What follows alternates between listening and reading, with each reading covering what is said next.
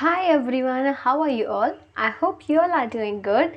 This is our part 2 of chapter number 3, which is the human reproductive system. So let's get started.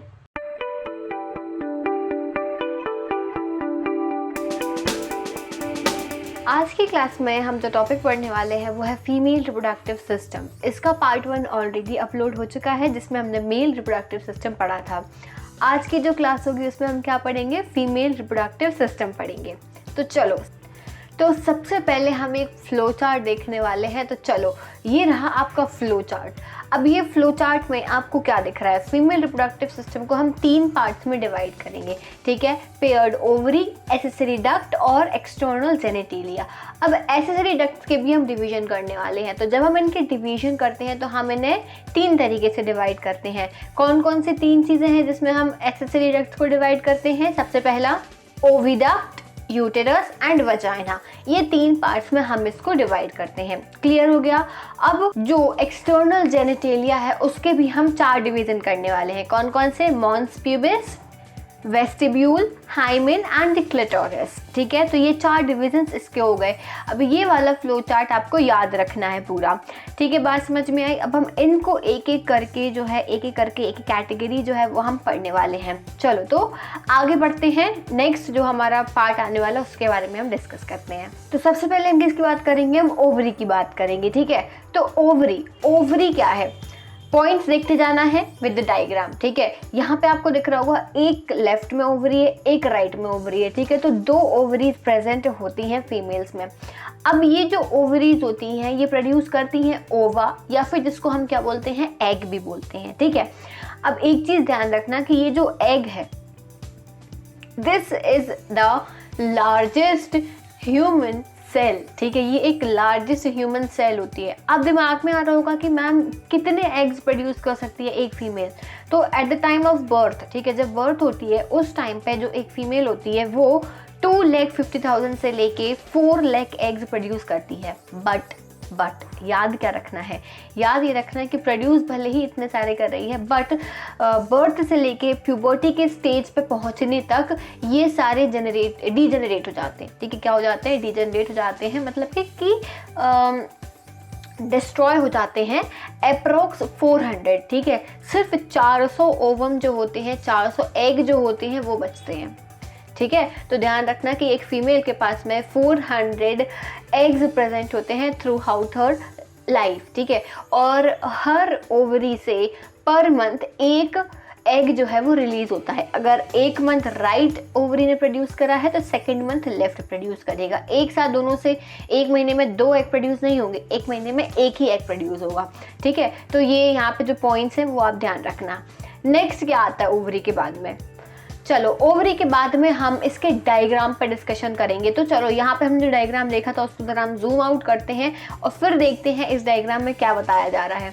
तो देखो, सबसे पहले जो ऊपर का पार्ट है उसको हम क्या बोलते हैं? Uterine fundus. ये ऐसा कर्व टाइप का जो दिख रहा होगा, उठा हुआ एरिया, ठीक है, ये है यूटेराइन फंडस। फिर यहाँ साइड में और क्या दिख रहा है? इस्थमस, एम्पुला एंड इनफंडिबुलम, ठीक है। इस्थमस, एम्पुला एंड इनफंडिबुलम, ये 3 पार्ट जो होते हैं ये क्या कहलाते हैं? इन तीनों को हम एक साथ क्या बोलेंगे? ये होता है तीनों को कंबाइन करके फेलोपियन ट्यूब, ठीक है। ये क्या हो गया? Fallopian tube. फिर यहाँ पे फिंगर लाइक प्रोजेक्शंस बने होंगे, ठीक है। ये फिंगर लाइक प्रोजेक्शंस क्या करते हैं? एग को कैच करने में हेल्प करते हैं, ठीक है। इनको हम फिम्ब्रिये बोलते हैं। फिम्ब्रिये के बाद में यहाँ पे ओवरी उससे कनेक्टेड होती है। फिर ओवरी के बाद में हम यहाँ सेंटर वाले पार्ट में आ जाए, ठीक है, जो सेंटर में पार्ट प्रेजेंट है।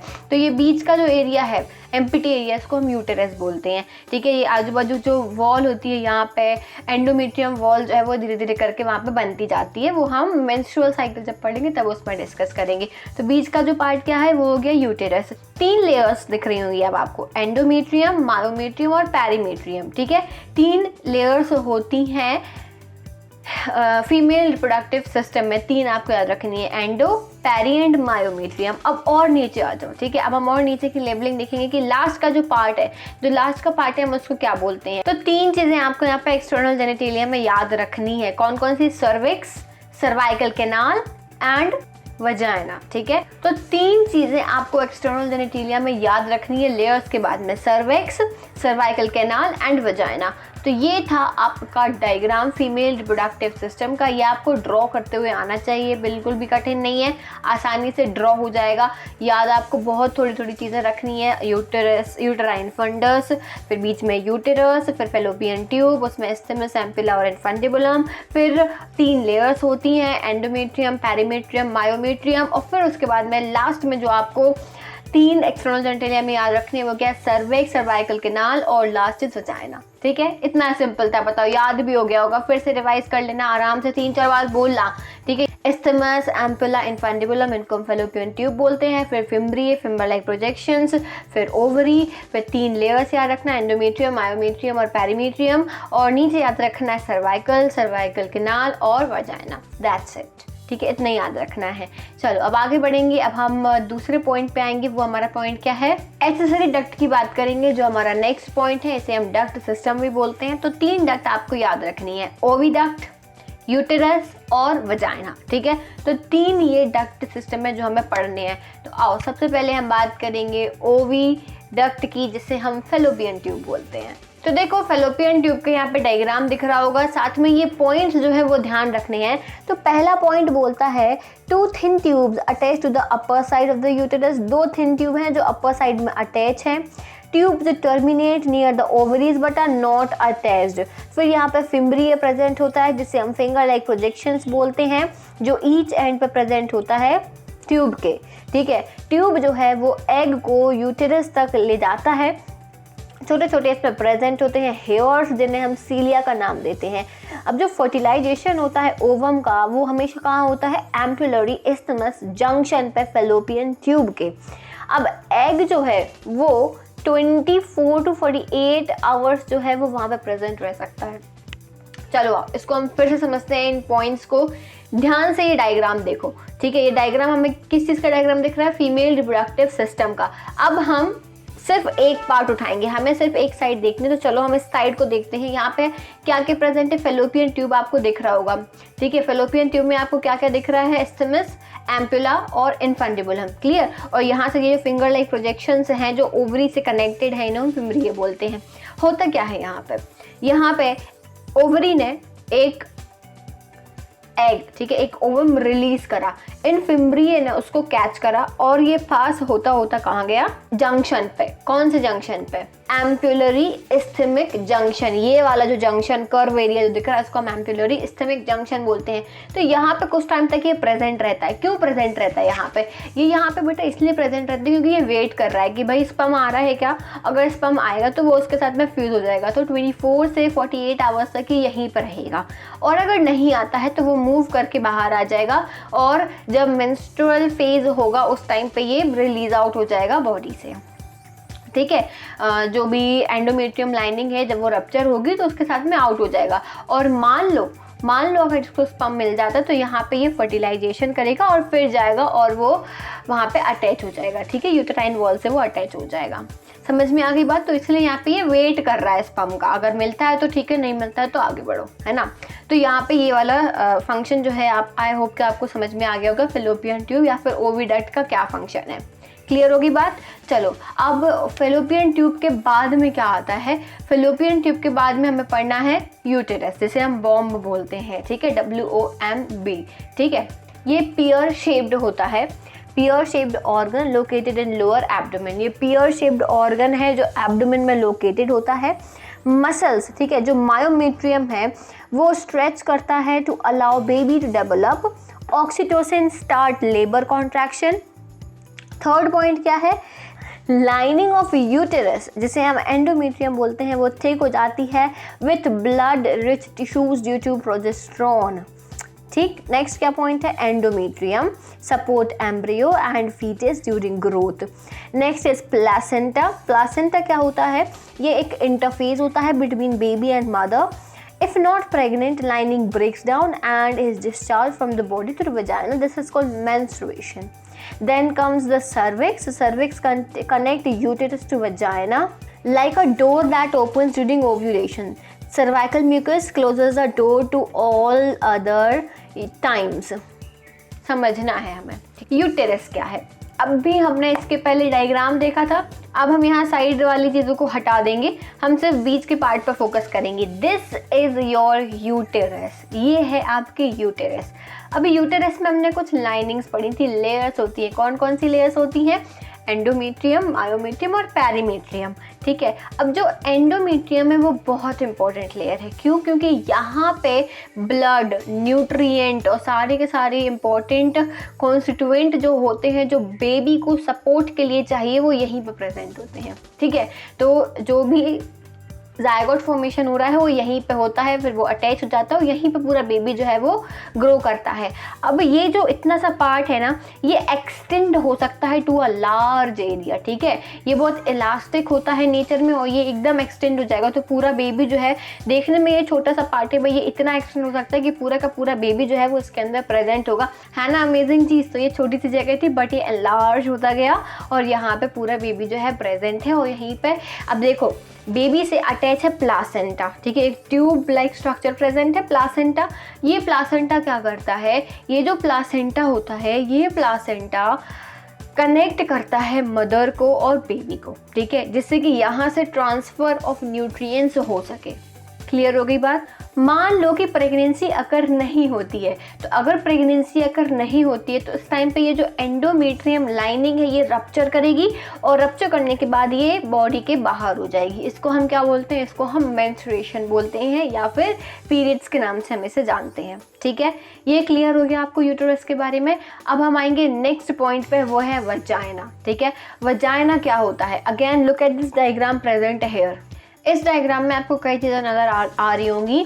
वजाइना दिख रहा होगा एक तो, फिर हाइमेन जो एक थिन लेयर होती है, मॉन्स प्यूबिस दिख रहा होगा, क्लिटोरिस दिख रहा होगा, यूरेथ्रा दिख रहा होगा, ठीक है। तो यहाँ से आप समझ सकते हो कि वजाइना कहाँ पे लोकेटेड है। अब बात करेंगे बर्थ कैनाल की। बर्थ कैनाल क्या है? बर्थ कैनाल जो होती है, यहाँ से पहली चीज़ तो जब बेबी का बर्थ होना होता है तो ये कैनाल क्या करती है? ये स्ट्रेच करेगी, मसल्स स्ट्रेच करेंगे और जो बेबी है उसका बर्थ हो जाएगा, ठीक है। और क्या इसके फंक्शन होते हैं? दूसरी चीज़, जब मेंस्ट्रुएशन चलता है तो यहाँ से जो मेंस्ट्रुअल फ्लूइड है वो फ्लो होके आता है। अनदर थिंग इज़, एक और पॉइंट ये आता है कि जो वजाइनल ओपनिंग आपको मैंने यहाँ पे दिखाई थी, ठीक है, जो वजाइनल ओपनिंग हमने देखी थी, इस वजाइनल ओपनिंग के बाद में हाइमेन दिख रहा होगा। ये हाइमेन मैंने अभी बताया था कि ये एक थिन लेयर होती है, ठीक है। अब ये जो थिन लेयर है ये पार्शली क्लोज करके रखता है वजाइना को, बट ये थिन लेयर कभी भी ब्रोक हो सकती है। कैसे ब्रोक हो सकती है? किसी भी फिजिकल एक्टिविटी की वजह से, मस्कुलर एक्टिविटी की वजह से ब्रोक हो सकती है। अगर कोई हॉर्स राइडिंग करता है या किसी स्पोर्ट्स में इंडल्ज है जिसमें बहुत बॉडी का फंक्शन होना है, जिमनास्ट है या इस टाइप के जो स्पोर्ट्स होते हैं, तो इनमें भी ये जो हाइमेन है दैट कैन ब्रेक, ठीक है। ये हाइमेन इजीली ब्रेक हो सकती है, ठीक है। तो एक ये पॉइंट हो गया। अब बात करेंगे सर्विक्स की। तो सर्विक्स क्या है? It is located at inner end of vagina. It is the opening of uterus into vagina. यहाँ पे म्यूकस प्रेजेंट होता है जो कि बैक्टीरिया और वायरस को एंटर नहीं होने देता है यूटेरस में, ठीक है। और lets sperm into uterus after ovulation. जो स्पर्म है वो भी सर्विक्स के थ्रू एंटर करता है। Where baby also passes through during vaginal birth, ठीक है। जब वजाइनल बर्थ होती है तो बर्थ कैनाल से पास होता होता लास्ट में जब आएगा तो सर्विक्स पड़ेगा, ठीक है। तो ये एक चीज़ हो गई। दूसरी चीज़, स्पर्म आएगा तो वो भी वहाँ से एंटर करेगा। यहाँ पे म्यूकस प्रेजेंट होता है, ठीक है। म्यूकस प्रेजेंट होता है, क्यों प्रेजेंट होता है? कि वो बैक्टीरिया को और वायरस को एंटर ना करने दे यूटेरस में, ठीक है। If they enters into the uterus they can cause some infections और एनी अदर डिसीज। तो ये इसको प्रिवेंट करके रखता है। क्लियर हो गया इतना? अब हम बात करेंगे लेबिया की। चलो, तो लेबिया का डायग्राम और उसके पॉइंट्स। तो पॉइंट रीड आउट करते हैं, पॉइंट्स क्या बोल रहे हैं। तो पहला पॉइंट बोलता है कि it has 2 layer of skin. 2 layer होते हैं, एक होता है इनर लेबिया, एक होता है आउटर लेबिया। इनर लेबिया को हम लेबिया माइनोरा बोलते हैं, आउटर लेबिया को हम लेबिया मेजोरा बोलते हैं। इसमें 2 स्किन फोल्ड्स होते हैं that surrounds the vaginal area and it also have pubic hairs that grows outside the labia, ठीक है, आउटसाइड द लेबिया, ठीक है। तो देखो, लेबिया कौन सा एरिया है? इसमें 2 पार्ट होते हैं, labia majora and labia minora, ठीक है। तो यहाँ पे ही प्यूबिक हेयर बनते हैं, और दूसरी चीज़ 2 स्किन फोल्ड हैं जो वजाइनल एरिया को कवर करके रखे हुए हैं, बस इतना ही याद रखना है लेबिया में आपको। Next is clitoris. क्लिटोरिस एक स्मॉल ऑर्गन है which is 5 to 10 millimeter long. It is located at the junction of inner labia near front of body, and it contains erectile tissue and sexually sensitive. Clitoris का एक छोटा सा part है जो कि 10 to 15 millimetre का होता है, और ये सेक्सुअल सेंसिटिव होता है। टिश्यूज़ होते हैं छोटे छोटे से इसमें, तो ये एक एंड पॉइंट है, आप यहाँ पे डायग्राम में देख सकते हो। क्लियर हो गया? तो यहाँ पे हमने क्या कंप्लीट कर लिया, ये पूरा फीमेल रिप्रोडक्टिव सिस्टम्स के पार्ट थे। आसान थे, बिल्कुल आसान थे, कुछ भी टफ नहीं था। एक बार ध्यान से देखोगे, इसे नोट डाउन करोगे, डायग्राम खुद से बनाओगे तो आराम से याद हो जाएगा, ठीक है। अब एक चीज़ और हम इसमें कवर कर ही लेते हैं, इसे हम मिस नहीं करते हैं, दैट इज़ मैमरी ग्लैंड्स, ठीक है। सारे मैमल्स में मैमरी ग्लैंड्स होती है, इसलिए हम उन्हें मैमल्स बुलाते हैं, राइट। तो मैमरी ग्लैंड्स क्या होती हैं? Mammary glands are generally called as breast. A pair of mammary gland contains glandular tissue and fat. Glandular tissue of each breast has 15 to 20 mammary lobes containing cluster of cells, जिन्हें हम mammary alveoli भी बोलते हैं। जो cells होती हैं बेटा alveoli की, that secrete milk and it is stored in the cavities of alveoli. Alveoli opens into the mammary tubules. The tubules of the each lobe joins to form mammary duct. Simple तरीके से समझेंगे, ठीक है, simple तरीके से हमें इसे समझना है। तो यहाँ पे आपको मैमरी ग्लैंड का डायग्राम दिख रहा होगा, इसमें फैट प्रेजेंट होते हैं, ठीक है, फैट टिश्यूज प्रेजेंट होते हैं मैमरी ग्लैंड में, और ये क्या होती है, मिल्क प्रोड्यूसिंग ग्लैंड्स होती हैं। अब इसके पार्ट्स क्या क्या होते हैं जो आपको याद रखने हैं, तो चलो डायग्राम देखते हैं हम जरा, एक बार डायग्राम पे नज़र डालते हैं। डायग्राम से समझेंगे कि यहाँ पे आप देखो, सबसे पहले यहाँ पे मैमरी एल्वेलाई प्रेजेंट है, ठीक, क्लस्टर ऑफ मैमरी एल्वेलाइज। फिर मैमरी एल्वेलाइज के बाद में सेकेंडरी मैमरी ट्यूब्यूल्स हैं, फिर इसके बाद में मैमरी ट्यूब्यूल्स प्रेजेंट हैं, मैमरी एम्प्यूला प्रेजेंट है, और इसके बाद में लेक्टिफेरस ट्यूब्यूल्स प्रेजेंट हैं, जहाँ से लैक्टेशन होती है। और लैक्टेशन पीरियड कब स्टार्ट होता है? आफ्टर प्रेगनेंसी, ठीक है, प्रेगनेंसी के जस्ट बाद में लैक्टेशन पीरियड स्टार्ट हो जाता है। क्लियर हो गई बात? तो बस इतना ही याद रखना है मैमरी ग्लैंड्स में, और कुछ पॉइंट्स मैंने जो आपको इसके पहले बताए थे वो पॉइंट्स आप नोट डाउन कर लीजिए और एक बार रीड कर लीजिए। कोई भी डाउट हो, ठीक है, अगर आपको कोई भी डाउट हो तो कहाँ पूछोगे? कमेंट सेक्शन में पूछोगे, ठीक है। तो कमेंट सेक्शन में अपना डाउट पूछ लेना, और बढ़िया इसको पढ़ो, रेडी करो, और कोई भी प्रॉब्लम हो तो आप टेलीग्राम ज्वाइन कर लो। टेलीग्राम पे आप अपना डाउट पूछ सकते हो, वहाँ पे नोट्स भी मिलते हैं, कई सारी चीज़ें वहाँ पे आपको प्रोवाइड करी जाती हैं, तो टेलीग्राम आप ज्वाइन कर सकते हो। अब हम मिलेंगे नेक्स्ट क्लास में, आगे की क्लास में बहुत जल्दी मिलते हैं। तब तक के लिए लाइक कर देना, सब्सक्राइब कर देना, और शेयर करना मत भूलना, ठीक है। See you soon in the next class, bye bye.